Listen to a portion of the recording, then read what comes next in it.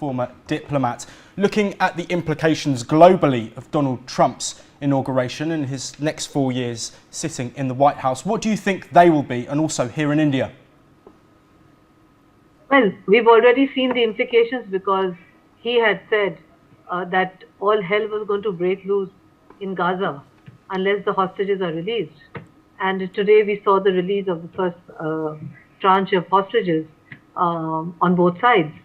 So clearly he has an instinct, a fundamental instinct to know what to say, what to go for, and to make sure it happens. He's also said he's going to end the Russia-Ukraine conflict. We have to wait and see what he says on that.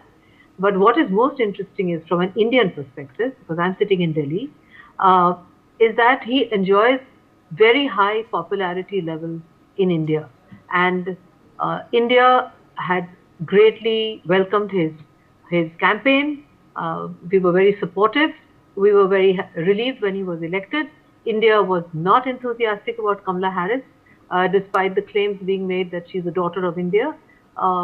She's actually the daughter of a black man from the Caribbean, and that's the way it is. So we, on the other hand, the vice president's wife, we consider as to be 100% of Indian origin, which she is, and that is also important for the huge Indian diaspora in the U.S.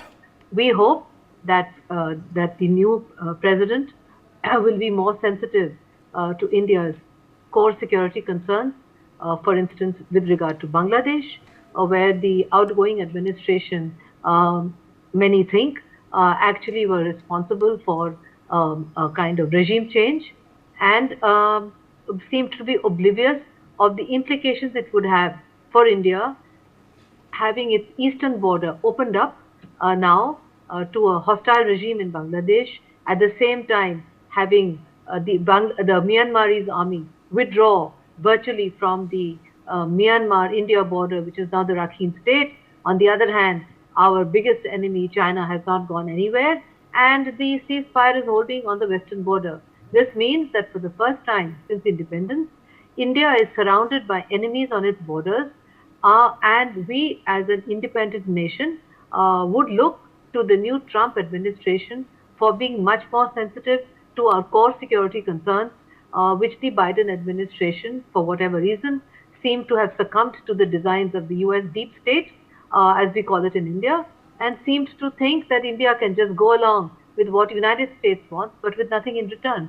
That we hope is not going to happen with the Trump administration.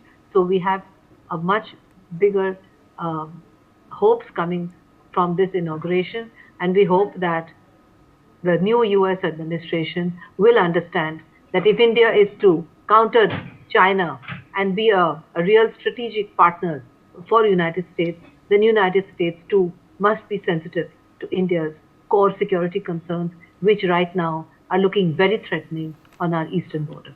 Josh. Yes.